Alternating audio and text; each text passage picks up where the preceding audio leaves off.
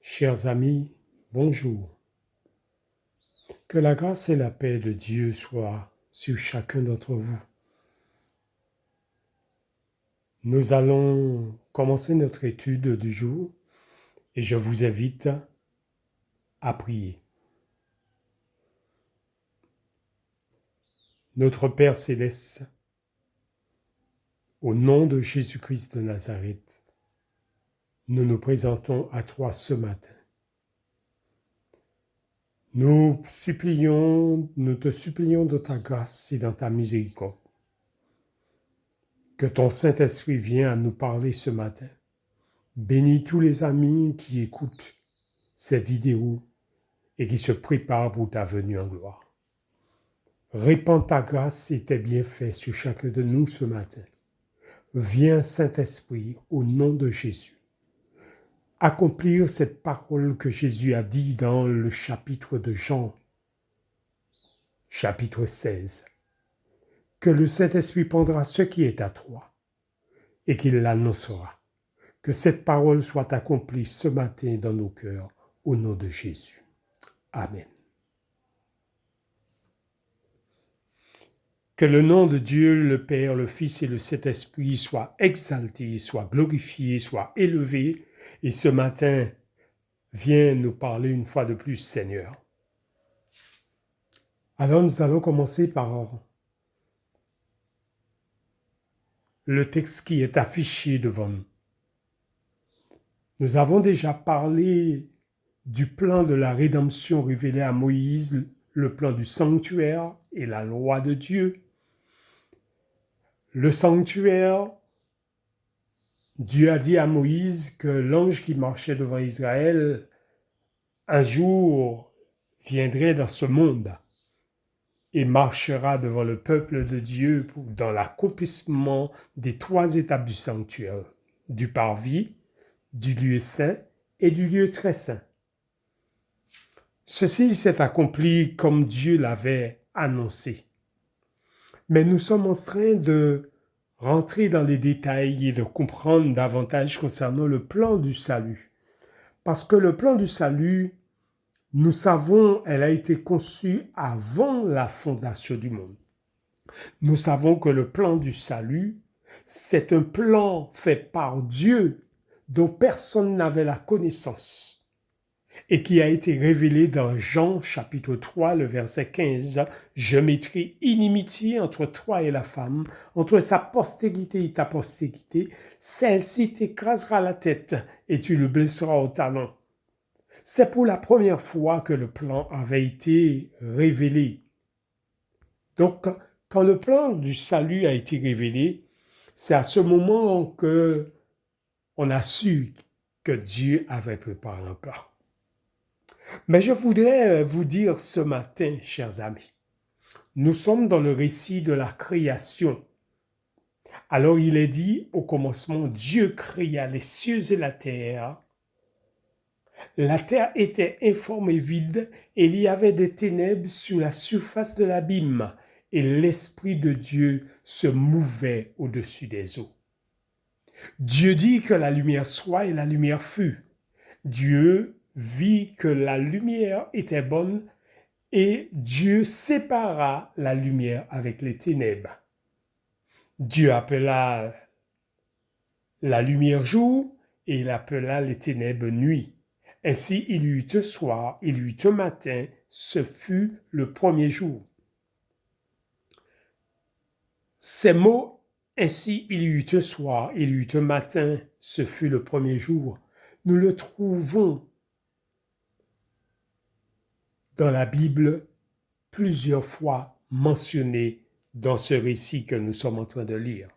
Mais ce matin, compte tenu du temps de la vidéo, nous n'allons pas lire tout le passage. Alors je vous invite à lire le texte, le chapitre de Genèse, le récit de la création jusqu'au 7e jour que Dieu a créé. Alors, le texte suivant nous dit encore, Dieu dit qu'il y eut une étendue entre les eaux et qu'elle sépare les eaux avec les eaux. Et Dieu fit l'étendue et il sépara les eaux qui sont au-dessous de l'étendue avec les eaux qui sont au-dessus de l'étendue. Et cela fut ainsi. Dieu appela l'étendue ciel et ainsi il y eut un soir, il y eut un matin, ce fut le second jour. Notez bien, amis, Dieu parle du second jour. Et il dit ici, et Dieu dit que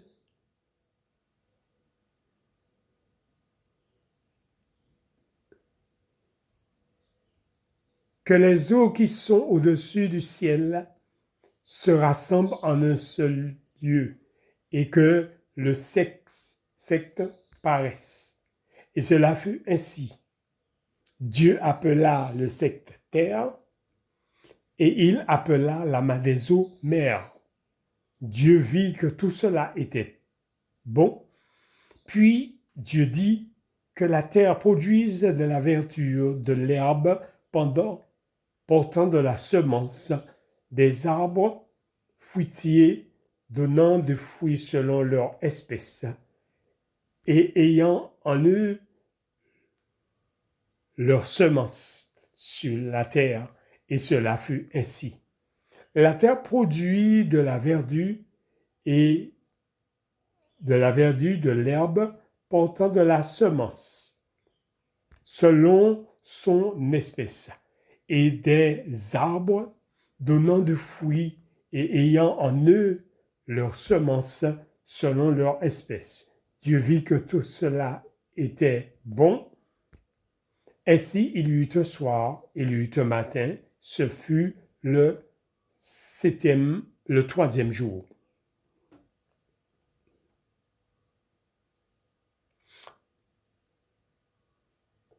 Lisons le verset 19, puisque nous n'allons pas lire tout le récit de la création. Alors il est dit, verset 19, « Ainsi il y eut un soir, il y eut un matin, ce fut le quatrième jour. » Alors nous lisons toujours le verset 23, nous n'allons pas lire tout. Il est dit, « Ainsi il y eut un soir, il y eut un matin, ce fut le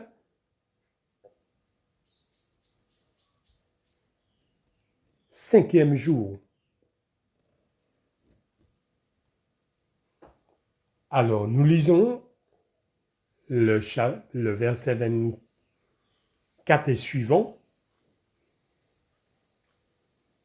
Dieu dit que la terre produise des animaux vivants selon leur espèce, du bétail, des reptiles et des animaux terrestres selon leur espèce. Et cela fut ainsi. Dieu fit les animaux de la terre selon leur espèce, le bétail selon son espèce, et toutes les reptiles de la terre selon leur espèce.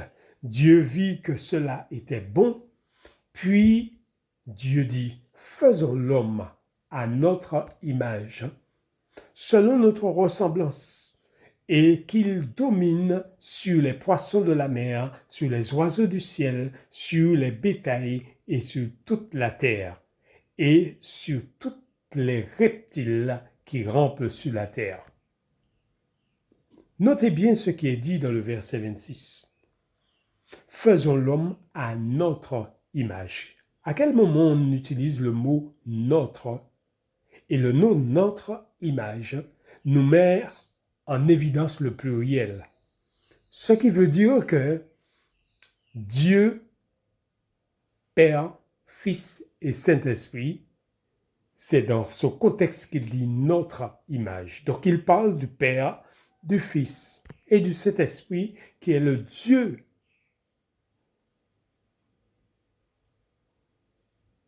mentionné dans la Bible comme étant celui qui est l'unique Dieu, mais qui travaille dans trois dimensions, la dimension du Père, du Fils et du Saint-Esprit dans le plan.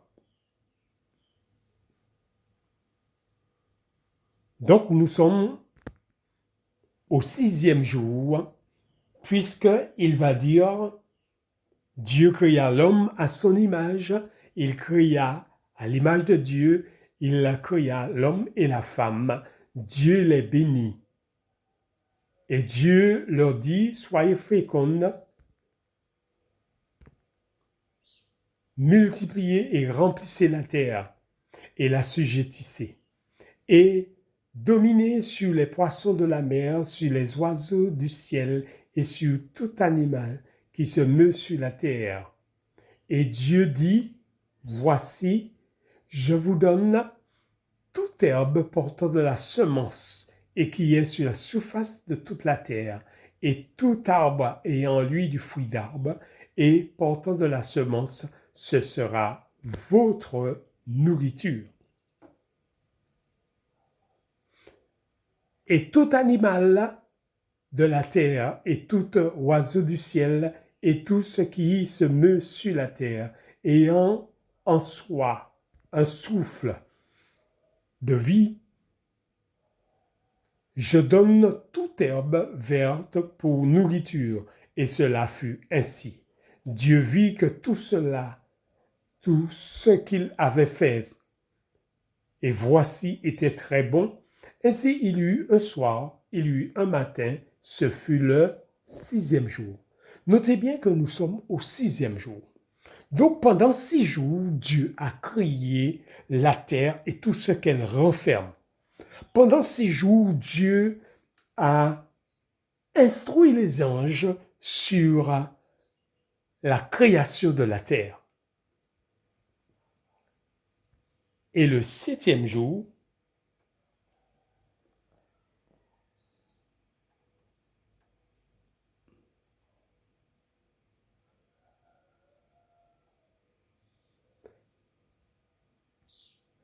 il est dit au verset 1er de Genèse 2, « Ainsi furent achevés les cieux et la terre et toute leur armée. Dieu acheva au 7e jour son œuvre qu'il avait faite, et il se reposa au 7e jour de toute son œuvre qu'il avait faite. Dieu bénit le 7e jour, et il le sanctifia, parce qu'en ce jour, il se reposa de toute son œuvre qu'il avait créée en la faisant. » Donc, Dieu a créé, après qu'il ait terminé de créer toute la terre, il a créé un 7e jour. Alors, je vais revenir, chers amis, au premier verset que nous avons lu, c'est-à-dire Genèse chapitre 1er. Je reviens au verset 1er. Alors il est dit dans le verset 1er, « Au commencement, Dieu créa les cieux et la terre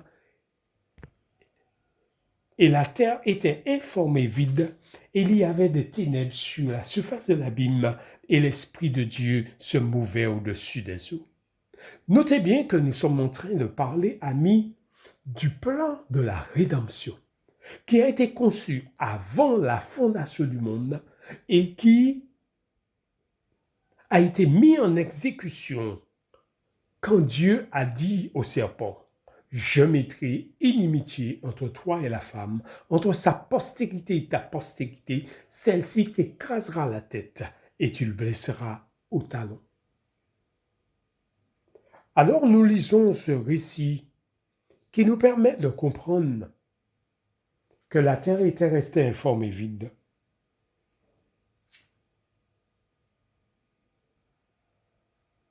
Nous ne pouvons pas déterminer la durée de temps, qu'elle est restée informe et vide. Mais nous savons, à un moment prévu dans le plan divin, il va créer tout ce que la terre renferme et l'homme, Adam et Ève, qui va placer. Savez-vous, chers amis, que ce détail était un plan pour les anges?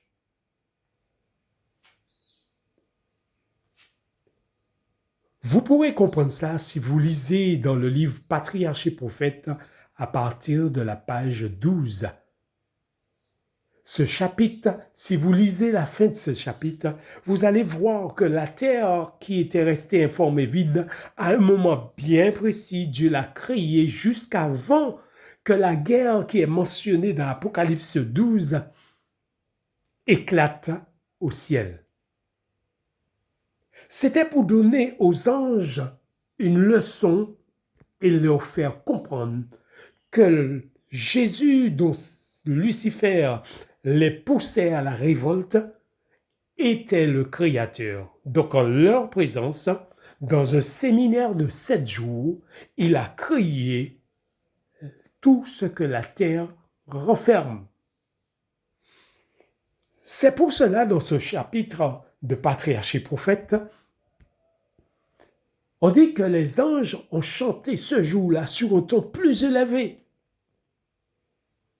Ce jour-là, la première fois que Adam découvre dans ce récit de la création, Adam et Ève découvrent leur Créateur, Jésus-Christ qui les a créés.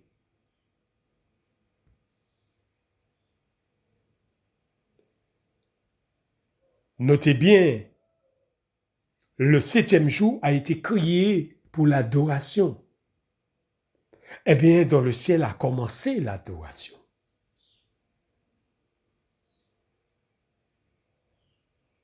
Quand je dis commencer l'adoration, je parle à partir du récit de la création du sabbat, 7e jour de la semaine. Mais l'adoration avait déjà commencé au ciel depuis que Dieu a créé les anges, les séraphins, les chérubins, les archanges, etc.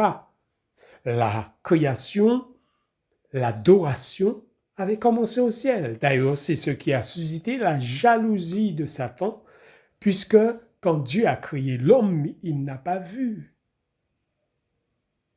Il n'a pas été invité et il s'est senti jaloux de Jésus. Mais notez bien une chose, chers amis.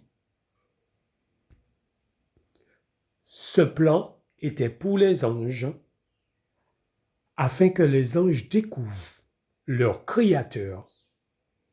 Alors la terre était restée informe et vide jusqu'à ce moment précis.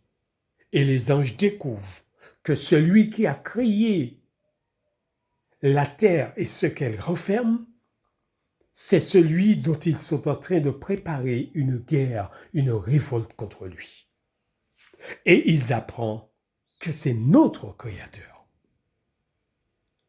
Alors, dans le passage de Patriarches et Prophètes, on nous dit la réaction des anges, comment les anges ont rebroussé chemin, ont supplié Satan d'arrêter cette guerre, d'arrêter cette révolte et ont attiré son attention que Jésus est le Créateur.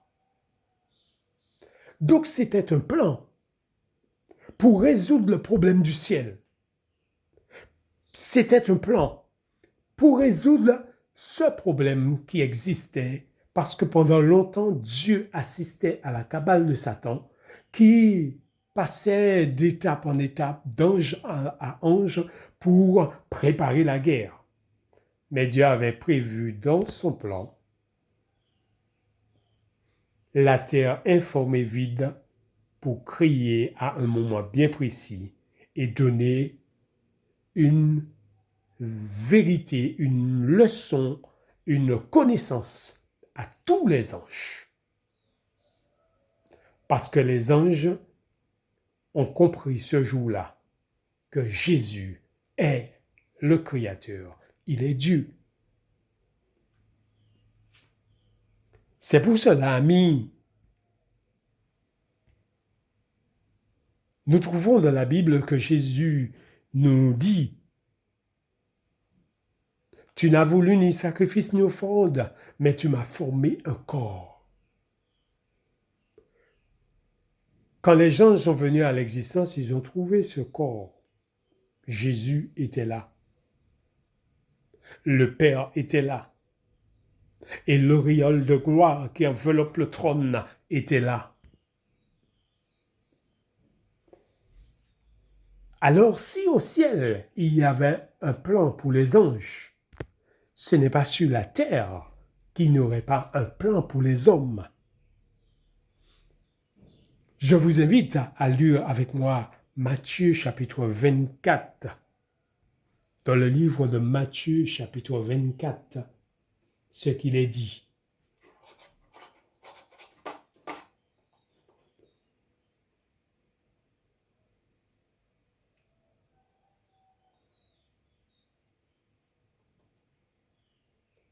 Matthieu chapitre 24, nous lisons ce qui est dit à partir du verset 44. Matthieu chapitre 24, à partir du verset 44. Alors, que lisons-nous?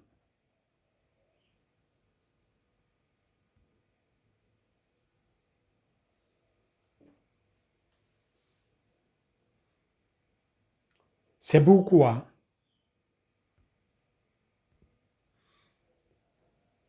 pourquoi vous aussi tenez-vous prêts, car le Fils de l'homme viendra à l'heure où vous n'y pensez pas. Quel est donc le serviteur fidèle et prudent que son maître a établi sur ses gens pour leur donner la nourriture au temps convenable? Heureux ce serviteur que son maître, à son arrivée, trouvera faisant ainsi. Je vous le dis en vérité, il l'établira sur tous ses biens.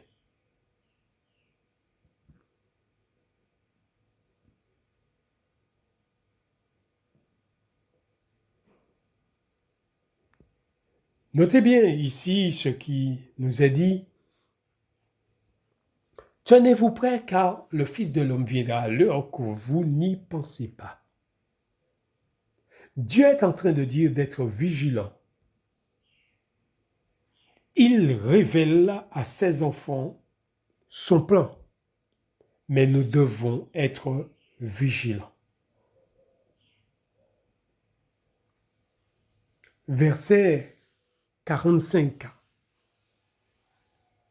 nous dit que quel est donc ce serviteur prudent que le maître a établi sur ces gens pour leur donner la nourriture au temps convenable.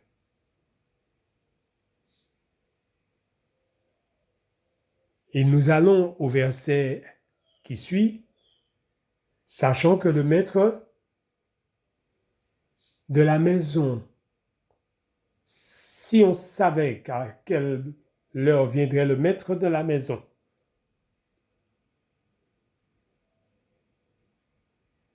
à quelle veille de la nuit le voleur doit venir, il veillerait et ne laisserait pas percer sa maison.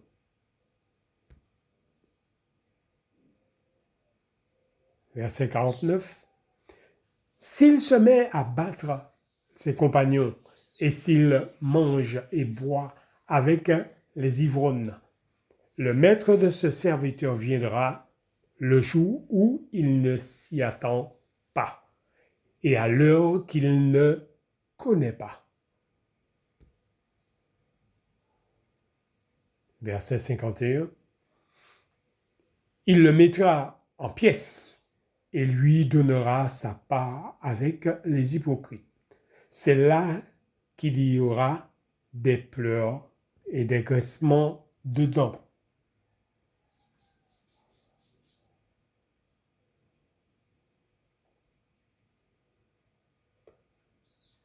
Alors, chers amis,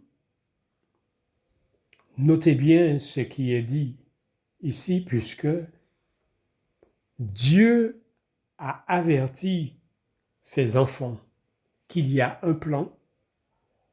Il développe le plan à travers la Bible, mais il y aura des hommes qui seront surpris parce que ils ne se sont pas arrêtés à étudier le plan, à comprendre le plan et à cheminer dans la grâce divine. C'est pour cela, nous avons déjà parlé de ce détail. Quand Jésus-Christ est monté présenter le sacrifice au Père, Thomas n'était pas là. Jésus redescend et Jésus envoie 3 messagers dans la chambre haute pour leur apporter un message de sa résurrection. Les 3 messagers, c'est les femmes, Marie de Magdala, Marie, mère de Jésus. Le deuxième messager, c'est Pierre, puisque Pierre alla au tombeau et rapporte aux apôtres que ce que les femmes avaient dit, c'est exact. Jésus est ressuscité. Le tombeau est vide. Troisième messager, sur le chemin de Démaüs, il est apparu à Cléopâtre, qui est mentionné, et l'autre disciple qui n'est pas mentionné. Et en dernier lieu, Jésus-Christ vient lui-même dans la chambre haute, montre aux disciples ses mains, ses pieds percés et mange dans la chambre haute pour leur prouver que ce n'était pas un esprit, mais que c'était bien lui. Notez bien, amis, Thomas n'était pas là. Où était-il? Nous ne savons pas. C'est pas mentionné. Mais notez bien, ça fait partie du plan, parce que Dieu veut nous apprendre quelque chose qu'il avait prévu à ce moment bien précis. Notez bien que Jésus est déjà monté, il a déjà présenté le sacrifice, parce qu'on nous dit ce même jour, il est apparu sur le chemin d'Emmaüs à ses 2 disciples. Et il les a envoyés comme messagers. Alors qu'ils étaient très fatigués et voulaient se reposer pour ne pas continuer la distance qui restait à parcourir la distance, ils ont même invité Jésus, et c'est là où Jésus a rompu le pain en leur présence et après a disparu.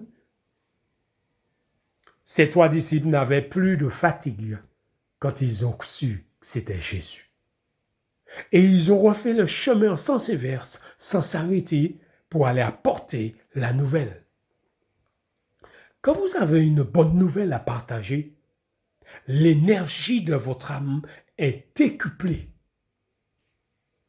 C'est pour cela il dit, il donne de la force à celui qui est fatigué et il augmente la vigueur de celui qui tombe en défaillance parce que il produit une joie, une énergie en nous pour apporter les bonnes nouvelles. Alors, puisque ces messagers, en dernier vient les anges qui s'étaient révélés à Marie près du tombeau, 4e messager. Donc Dieu a envoyé des messagers pour leur faire comprendre qu'il s'agissait ici d'un Dieu ressuscité qui est monté vers le Père, présenter le sacrifice et qui est redescendu tout de suite.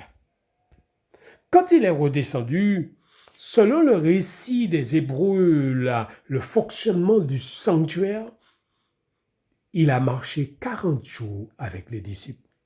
Il y a plein de miracles dans la Bible. Si vous examinez attentivement, vous allez voir que ça s'est produit après la résurrection.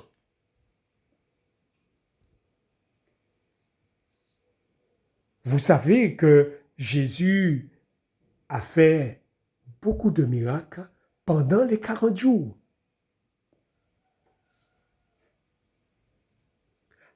Alors, avant de commencer ce séminaire de 40 jours pour enseigner les disciples sur une vérité fondamentale qui va les affermir comme les anges qui ont cessé la révolte et qui ont repris Satan et qui finalement a compris qu'ils étaient en train de préparer une révolte contre leur Créateur. Eh bien, avant que les 40 jours d'enseignement au plus haut niveau commencent, Jésus a voulu détruire la graine semée par Satan à travers Thomas. Et nous allons parler un petit moment dessus.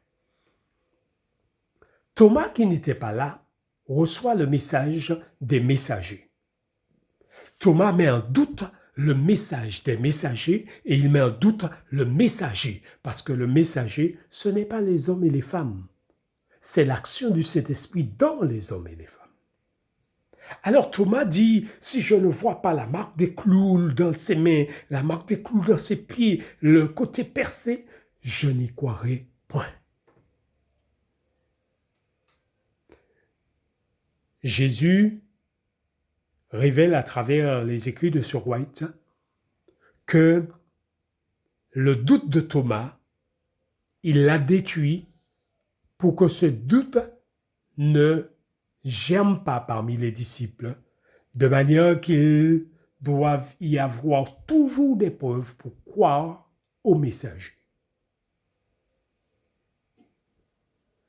Ce doute circule encore parmi le peuple de Dieu. Beaucoup ne lisent pas et veulent des preuves. Comme les pharisiens qui disaient « Quel miracle montres-tu pour agir de la sorte ?» Ils avaient déjà plusieurs miracles. Tout comme aujourd'hui, beaucoup ont déjà plusieurs miracles, mais ils veulent des miracles. Ils veulent des preuves. Je ne vous dis pas qu'on ne peut pas donner des preuves, ce n'est pas de ça que je parle. Mais je suis en train de parler du doute. Elle peut être manifestée en voulant des preuves. Comme par exemple ces pharisiens qui a trouvé pour eux des preuves pour la condamnation de Jésus. Cet homme a dit, détruisez ce temple et en 3 jours je le rebâtirai. C'était un motif de condamnation pour eux. Mais devant le tombeau, quand Jésus a été enterré, ils vont mettre les choses à leur place en disant, nous nous souvenons que cet imposteur avait dit, quand il vivait, détruisez ce temple et en 3 jours je le rebâtirai. On donne que le sépulcre soit gardé jusqu'au 3e jour. Ceci prouvait qu'ils avaient très bien compris. Le doute de Thomas, ce n'est pas des doutes, parce que ceci se passe après que Jésus est ressuscité et redescendu. Mais le doute de Thomas, c'est de l'incrédulité, ce qui veut dire, avec toutes les preuves, je refuse de croire. L'incrédulité semée parmi les chrétiens germe et détruit la congrégation. C'est pour cela Jésus se présente et dit Thomas, avance tes mains et touche. Avance à mon côté et touche à mon côté. Ne sois pas incrédule, mais crois. Alors que le doute de Thomas est détruit, Dieu va commencer un enseignement, un séminaire de 40 jours. Je vous invite à aller avec moi dans un autre passage concernant dans le chapitre de Luc.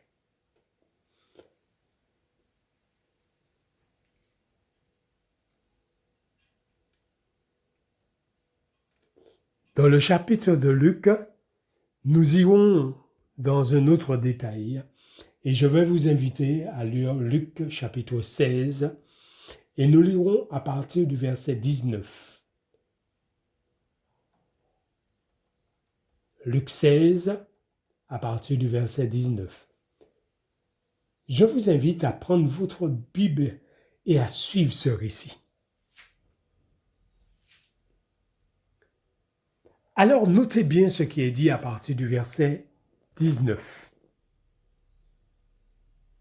Il y avait un homme riche qui était vêtu de pourpre et de fin lin, et qui chaque jour menait joyeuse et brillante vie.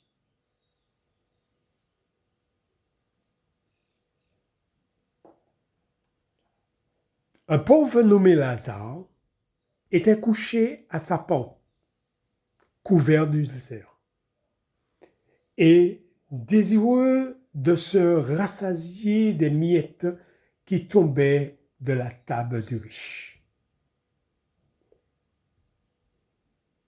Et même les chiens venaient encore pour lécher ses ulcères. Le pauvre mourut, et il fut porté par les anges dans le sein d'Abraham. Le riche mourut aussi, et il fut enseveli.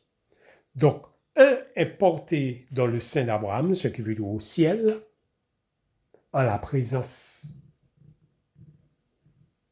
de Dieu, parce que Abraham représente Dieu le Père.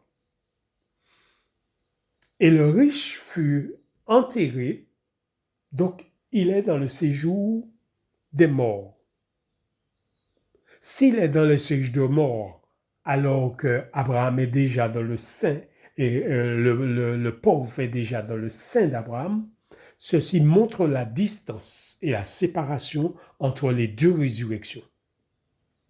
La résurrection des justes, qui correspond à cet homme pauvre, Lazare, et la résurrection des méchants, qui correspond à ce riche, mais qui vivait pour lui seul. Donc ceci nous permet de comprendre le récit que Dieu veut nous faire comprendre quand il reviendra. La première résurrection sera pour les justes et la seconde résurrection sera pour les méchants.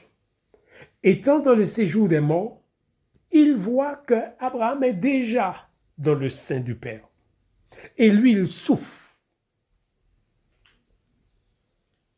Alors, que dit-il? Verset 23. Dans le séjour des morts, il leva les yeux et tandis qu'il était en proie au tourment, il vit de loin Abraham et Lazare dans son sein.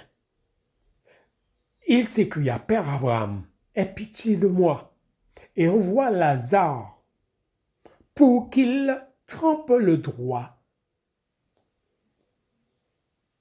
bout de son doigt dans l'eau et me rafraîchisse la langue, car je souffre cruellement dans cette flamme. Alors, certaines personnes ont pris ce passage comme si les morts s'adressaient aux vivants. Ce n'est pas ce que le texte nous enseigne. Le texte nous enseigne une révélation à venir. Deux héritages différents. Le peuple de Dieu hérite la vie éternelle et se trouve avec Dieu le Père au ciel, qui est représenté par Abraham. Et la seconde résurrection n'a pas lieu, puisque 1000 ans est l'intervalle entre ces deux événements. Et pendant qu'il est dans le séjour des morts, Dieu met en lumière que Abraham est dans le paradis. Mais il n'est pas en train de dire que mort est en train de parler à des vivants. Ou un mort est descendu dans les enfers, il est descendu dans la mort éternelle, et puis dans le tourment Et puis il rapporte aux vivants ce qu'il a vu dans le tourment de la terre, ce qu'on dit le feu de la géhenne. Alors notez bien ici, il s'agit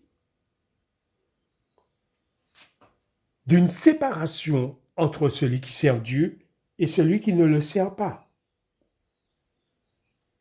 Il s'agit ici de révéler que le riche n'avait pas pourvu aux besoins du pauvre qui est autour de lui, mais il avait vécu comme un riche, tandis que le pauvre avait vécu comme un pauvre.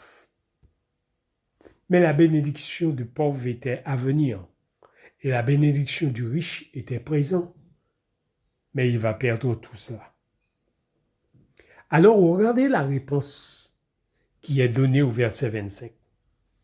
Abraham répondit, mon enfant, souviens-toi que tu as reçu tes biens pendant quelle fois? Pendant ta vie, et que Lazare a eu ses maux pendant la sienne. Maintenant, il est ici consolé, et toi, tu souffres. Il parle du feu de la géhenne. D'ailleurs, verset 26, il y a entre nous et vous un grand abîme, afin que ceux qui voudraient passer d'ici vers vous ou de là vers nous ne puissent le faire. Le riche dit, regarde le récit du riche, le riche le dit, je te prie donc, Père Abraham, d'envoyer qui? Lazare dans la maison de mon père, car, pour quelle raison? Car j'ai 5 frères. C'est pour qu'il leur atteste ces choses, afin qu'ils ne viennent pas ici, dans ce lieu de tourment. À travers ce récit, le riche est en train d'accuser Dieu. Il est en train d'accuser le Saint-Esprit de n'avoir pas fait son travail. S'il avait fait son travail, il ne se serait pas trouvé dans le lieu du tourment dont il se trouve. Alors, puisqu'il ne l'a pas fait à son égard, de le faire à l'égard de ses 5 frères. Et il lui demande d'aller apporter ce message aux 5 frères. Verset 29. Regardez la réponse que Dieu donne à cet homme. Abraham répondit, « Ils ont Moïse et les prophètes qui les écoutent. » Il leur renvoie à la Bible de l'époque, le Pentateuque, Moïse et les révélations des prophètes, pour lui dire, va vérifier dans la Bible et les récits des prophètes, ils ont reçu déjà ce message que tu me demandes d'aller porter pour eux. Et l'histoire continue, nous comprenons une chose au verset 30, et il dit, non, Père Abraham, mais si quelqu'un des morts va vers eux, ils se repentiront. Verset 31, et Abraham lui dit, s'il n'écoute pas Moïse et les prophètes, il ne se laissera pas persuader quand même quelqu'un des morts ressusciterait. Dieu est en train de le confirmer. Lazare est mort. Il est ressuscité en portant un message de la résurrection. Les hommes ont rejeté ce message. Étant dans le lieu du tourment, le privilège du mort qui avait porté le message, il réclame à nouveau à Dieu si quelqu'un des morts va vers eux. Jésus répond, s'ils n'écoutent pas Moïse, c'est-à-dire les 5 livres de l'Ancien Testament, et les prophètes, quand il mentionne les prophètes, nous l'avons déjà dit dans la précédente vidéo, que les prophètes englobent tous les prophètes de la Bible, que ce soit l'Ancien ou le Nouveau Testament, parce que les prophètes sont ceux dont le Saint-Esprit travaille avec eux. C'est pourquoi ce n'est pas le prophète qu'il faut glorifier, mais c'est celui qui travaille à travers les prophètes, qui est la plénitude du Saint-Esprit. S'il n'écoute pas Moïse, s'il n'écoute pas les prophètes, ce n'est pas un messager sortant de la tombe qu'ils vont écouter puisqu'ils n'ont pas écouté Lazare. Alors qu'ils ont vu Jésus pleurer sur leur sort. Chers amis, je t'invite à considérer cette déclaration. Cette déclaration met en lumière que pendant notre vivant, Dieu nous envoie le message. Il nous envoie des messagers, mais beaucoup rejettent ces messagers et rejettent le message. Et quand ils sont dans le tourment, ils auraient aimé quelqu'un prie 9 jours de prière pour les faire passer de l'enfer au purgatoire et passer du purgatoire au ciel. Ceci n'est pas enseigné dans la Bible et vous ne pouvez croire à de telles tromperies.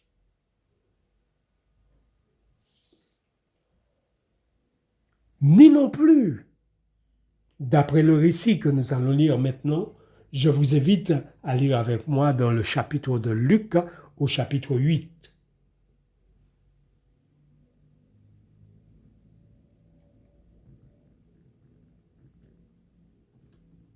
Luc chapitre 8,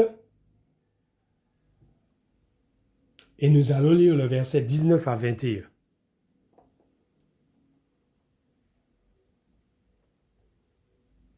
Luc chapitre 8, verset 19 à 21.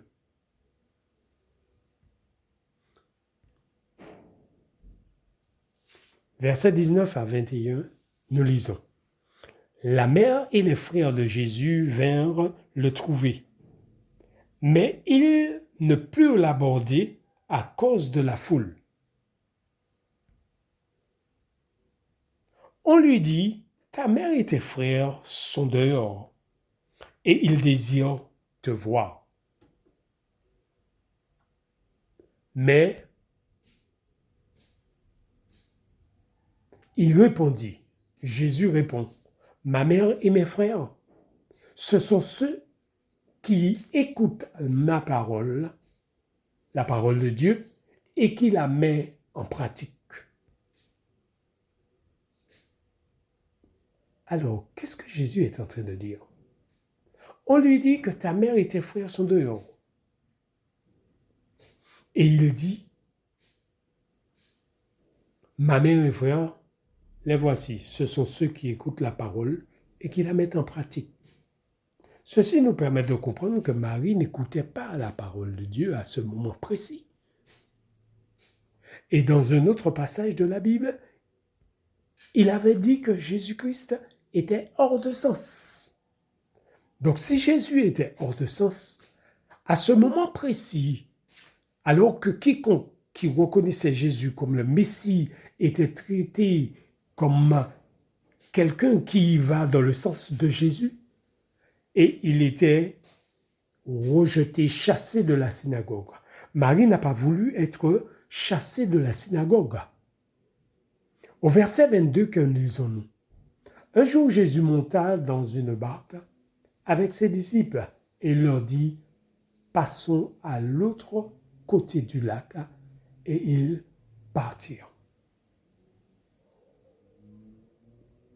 Jésus voulait leur donner une leçon. Pendant qu'ils naviguaient, Jésus s'endormit. Un tourbillon fondit sous le lac. La barque se remplissait d'eau et il était en péril.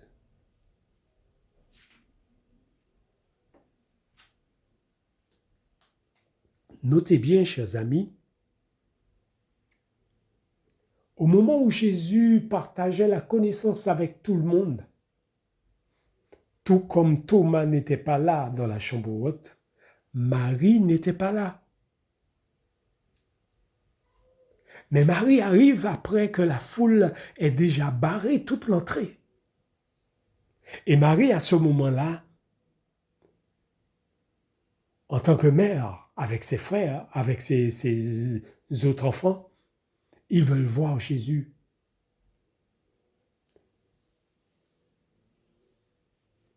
Et à ce moment, dit qu'il a besoin de voir Jésus. Peut-être c'était pour se saisir de lui. Nous ne savons pas pour quelle raison. Mais nous savons seulement que Jésus a dit, « Voici mes frères, voici mes sœurs. Quiconque écoute la parole et la met en pratique, celui-là est mon frère, ma sœur. » C'est ce qui est dit dans le chapitre de Marc, que nous allons lire. Marc,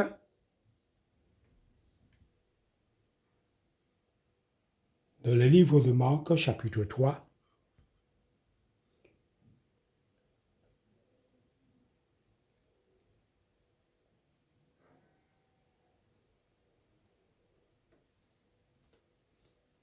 Marc chapitre 3, nous allons lire à partir du verset 31.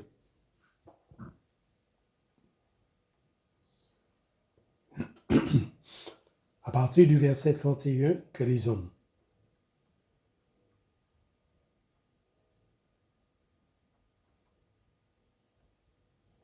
Alors, à partir du verset 31, il est dit, nous allons prendre à partir du verset 29. Mais quiconque blasphémera contre le Saint-Esprit n'obtiendra jamais le pardon. Il est coupable d'un péché éternel. Jésus parlait ainsi parce qu'il disait qu'il est possédé d'un démon, d'un esprit impur. Surviennent ensuite la mère et les frères qui se tenaient dehors l'envoyèrent appeler. La foule était assise autour de lui et on